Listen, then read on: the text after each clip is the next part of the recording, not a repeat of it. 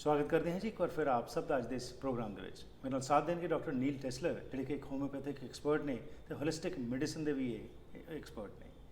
ਅੱਜ ਦਾ ਸਾਡਾ ਵਿਸ਼ਾ ਰਹੇਗਾ ਹੋਮਿਓਪੈਥੀ ਦੇ ਉੱਤੇ ਅਸੀਂ ਗੱਲਬਾਤ ਕਰਾਂਗੇ ਕਿ ਇਹ ਭਾਰਤ ਦੇ ਵਿੱਚ ਕਾਫੀ ਪ੍ਰਚਲਿਤ ਹੁੰਦੀ ਜਾ ਰਹੀ ਹੈ। ਜਿਸ ਤਰ੍ਹਾਂ ਸਾਨੂੰ ਪਤਾ ਹੈ ਕਿ ਇਸ ਦਾ origin ਤਾਂ ਜਰਮਨੀ ਤੋਂ ਹੋਇਆ ਸੀ, ਲੇਕਿਨ ਭਾਰਤ ਵਿੱਚ ਤੇ ਖਾਸ ਤੌਰ ਤੇ ਇੰਡੋ ਕੈਨੇਡੀਅਨ ਲੋਕ ਜਿਹੜੇ ਨੇ ਇਸ ਪ੍ਰਤੀ ਕਾਫੀ ਵਿਸ਼ਵਾਸ ਰੱਖਦੇ ਨੇ। ਔਰ ਇਸ ਸੰਬੰਧ ਵਿੱਚ ਡਾਕਟਰ ਨੀਲ ਟੈਸਲਰ ਨਾਲ ਕਰਦੇ ਹਾਂ ਗੱਲਬਾਤ। Welcome to the program. Thank you. Thank you. So Dr. Tessler, as we know that this homeopathy originated in Germany, but in India also it is quite prevalent, and especially in Canada also, where we find that a lot of your clients are Indo-Canadians. So can you take us back into this journey of India as to how did this got quite prevalent over there? Well, homeopathy, which originated, as you mentioned, in Germany, went to India with the British. Right. And because it was getting very good results in epidemic conditions before antibiotics, cholera and things of this nature, it became very popular among the people, partly because it's inexpensive and partly because they were finding a great efficacy with it. It was working well. And over time, there became many enthusiasts in the Indian community. Many physicians came up into homeopathy. There are institutes all over India dedicated to homeopathy. Many volumes in English from Indian homeopaths and in Indian languages.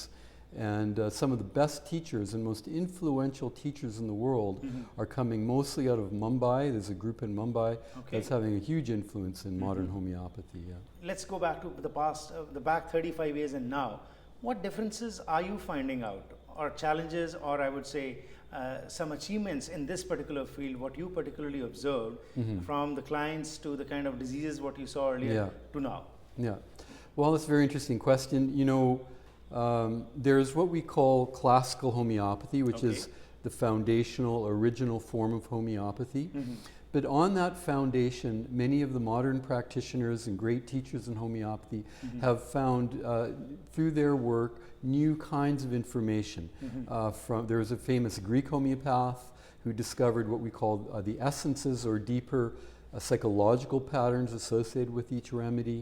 And then with the Indian homeopaths, we've now learned how we can differentiate plant families from animal remedies and different kingdoms of the animal kingdom, the different elements of the periodic table, anions, cations, heavy metals, this sort of a thing. We now have learned so much that it's made a difference in how we analyze a case, because we can now see, is this an animal? Is this a mineral? Is this a plant? We can see, there's other patterns that we call in homeopathy, the word we use is miasm, and these are inherited patterns of a disposition in an individual where they're prone towards certain psychological and physical symptoms. And we now know much more about this as well. So now we can look at both the miasm pattern and the kingdom pattern and come to remedies much more easily. So basically it's evolving, ever evolving. Ever evolving, And again, as you said, your observations and new observations, these are intermingled, and then again, deductions are brought out from those. That's correct. Okay, but as far as the diseases are concerned, today we hear those kinds of diseases which were unknown before.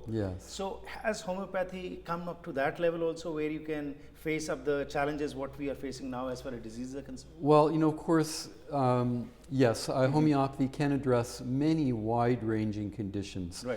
Much to even my surprise, many common autoimmune conditions have been treated very successfully with the homeopathy.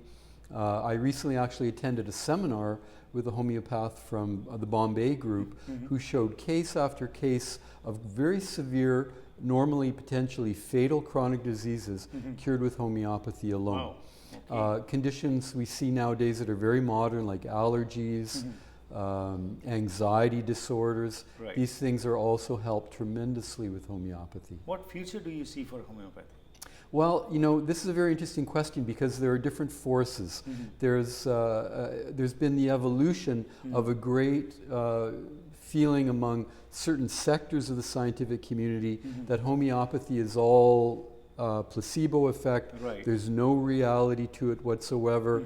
And the interesting thing is, a few people say this, and then many people parrot them.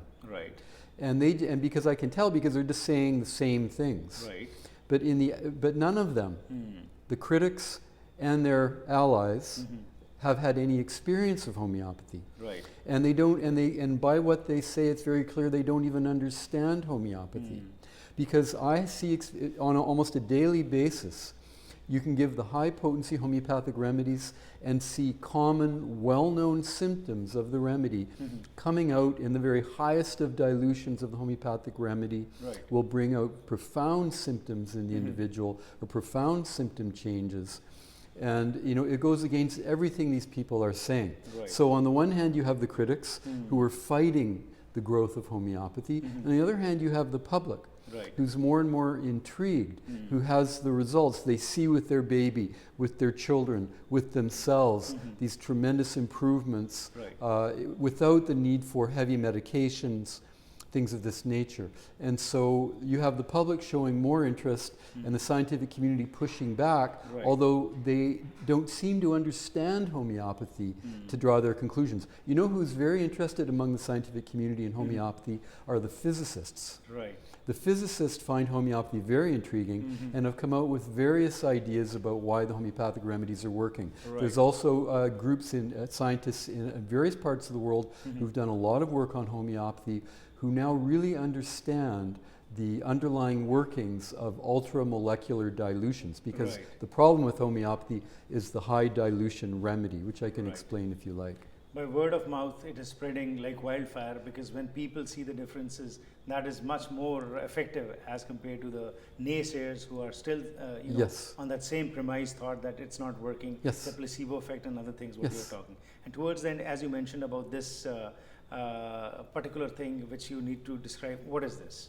Well, I was just going to describe, you see, the big controversy in homeopathy is that the original root substance Right. goes through a series of pure dilutions, Yeah. where it's diluted, say, from 1 part to 100, then that's pounded very severely, and then 1 part of that to 100, which is pounded very severely, and 1 part of that to 100. Right. Now that becomes, by the time you've gone through that 7 or 8 times, there's nothing physically left. Right. And yet it was discovered very early in homeopathic history that it didn't matter how many times you went through this process of dilution, and the term is succussion or pounding, Right. that you could actually get a very profound therapeutic result if Okay. the patient could produce a very similar pattern of symptoms to the remedy. If Right. the remedy on healthy people produces a mental, emotional, and physical pattern that's very similar to the pattern of the patient, then there's a natural match and there's like a resonant cure. Because we know that 2 resonant forces extinguish each other. Right. And this is the principle of homeopathy. The body's trying to heal itself. So it brings out symptoms in its attempt to heal. And so what we call the disease is really the living image of the healing process itself, Oh, okay. in the yin-yang of things. Right. So when we resonate with it, Yeah. instead of giving an anti this or an Right. anti that or an anti the other, but when we resonate with the pattern, we're actually resonating with the body's natural defense mechanism, and the individual experiences a tremendous relief. Wonderful. Yeah. And doctor, if somebody wants to contact you, where they can call you? 604-542-9759. That's 604-542-9759, or ntessler@shaw.ca. And my website is uniqueholisticsolutions.com. Thank you very much for this knowledge you. what you have given to us. Thank you for your time. Thank you. ਅੱਜ ਜੋ ਅਸੀਂ ਗੱਲਬਾਤ ਕੀਤੀ doctor ਨੀਲ ਟੈਸਲਰ ਨਾਲ ਕਿ future ਕੀ ਹੈ homeopathy ਦਾ, ਇਸ ਦੇ ਬਾਰੇ ਇਹਨਾਂ ਨੇ ਕਿਹਾ ਕਿ ਇੱਕ ਐਵਰ ਇਵੋਲਵਿੰਗ ਇਹ ਫੀਲਡ ਹੈਗਾ ਹੈ, ਜਿਸ ਵਿੱਚ ਕਿ ਆਬਜ਼ਰਵੇਸ਼ਨਸ ਜਿਹੜੀਆਂ ਹੁੰਦੀਆਂ ਨੇ, ਉਸ ਤੋਂ ਬਾਅਦ ਨਵੀਆਂ ਰਿਸਰਚਸ ਹੁੰਦੀਆਂ ਨੇ, ਨਵੀਆਂ ਆਬਜ਼ਰਵੇਸ਼ਨਸ ਹੁੰਦੀਆਂ ਨੇ, ਇਹ ਸਾਰਿਆਂ ਨੂੰ ਇੱਕ ਬੇਸ ਬਣਿਆ ਜਾਂਦਾ ਹੈ ਤੇ ਉਸ ਤੋਂ ਬਾਅਦ ਅੱਗੇ ਕੰਮ ਕੀਤਾ ਜਾਂਦਾ ਹੈ। ਬਹੁਤ ਸਾਰੇ ਲੋਕ ਜਿਹੜੇ ਨੇ ਹੁਣ ਤਾਂ ਸਾਇੰਟੀਫਿਕ ਜਿਹੜੀ ਰਿਸਰਚ ਹੋ ਰਹੀ ਹੈ ਉਹਦੇ ਵਿੱਚ ਵੀ ਇਹ ਚੀਜ਼ਾਂ ਸਾਹਮਣੇ ਆ ਰਹੀਆਂ ਨੇ ਕਿ ਇਹਦਾ ਇਫੈਕਟ ਹੋ ਰਿਹਾ ਹੈ। ਪਲੇਸੀਬੋ ਇਫੈਕਟ ਇਹਨਾਂ ਨੇ ਕਿਹਾ ਕਿ ਕਈ ਵਾਰੀ ਕਿਹਾ ਜਾਂਦਾ ਸੀ, ਲੇਕਿਨ ਹੁਣ ਤਾਂ ਬਾਈ ਵੇ ਆਫ ਮਾਊਥ ਜੋ ਹੈ ਇਹ ਚੀਜ਼ ਸਪਰੈਡ ਹੋ ਰਹੀ ਹੈ। ਜਦੋਂ ਕੋਈ ਵਿਅਕਤੀ ਇਸ ਦਾ ਇਸਤੇਮਾਲ ਕਰਦਾ ਹੈ, ਉਸ ਦਾ ਅਸਰ ਉਸ ਨੂੰ ਵੇਖਣ ਨੂੰ ਮਿਲਦਾ ਹੈ ਤੇ ਫਰਦਰ ਔਨ ਇਹ ਗੱਲ ਜਿਹੜੀ ਹੈ ਫੈਲਾਈ ਜਾਂਦੀ ਹੈਗੀ ਹੈ। ਜਿਹੜੀ ਰਿਸਰਚ ਅੱਗੇ ਹੋ ਰਹੀ ਹੈ ਉਸ ਨਾਲ ਇਵੋਲਵਿੰਗ ਟਾਈਮਸ ਦੇ ਨਾਲ ਨਵੀਆਂ ਚੀਜ਼ਾਂ ਦੀ ਕਾਢ ਜਿਹੜੀ ਹੋ ਰਹੀ ਹੈ, ਪਰ ਉਸ ਦਾ ਮੂਲ ਸਿਧਾਂਤ ਜੋ ਹੈ ਇਹੀ ਹੈ ਕਿ ਹੋਮਿਓਪੈਥਿਕ ਜਿਹੜੀ ਹੈ ਪਲਾਂਟ ਕਿੰਗਡਮ, ਐਨੀਮਲ ਕਿੰਗਡਮ, ਇਹ ਵੱਖਰੀਆਂ ਚੀਜ਼ਾਂ ਤੋਂ ਜਿਹੜੀ ਡਿਰਾਈਵ ਕੀਤੀ ਜਾਂਦੀ ਹੈ, ਉਸ ਵਿੱਚ ਹੋਰ ਬਿਹਤਰ ਰਿਸਰਚ ਹੋਵੇ ਤੇ ਆਉਣ ਵਾਲੀਆਂ ਬਿਮਾਰੀਆਂ ਜਿਹੜੀਆਂ ਨੇ ਉਹਨਾਂ ਨਾਲ ਜੂਝਿਆ ਜਾ ਸਕੇ।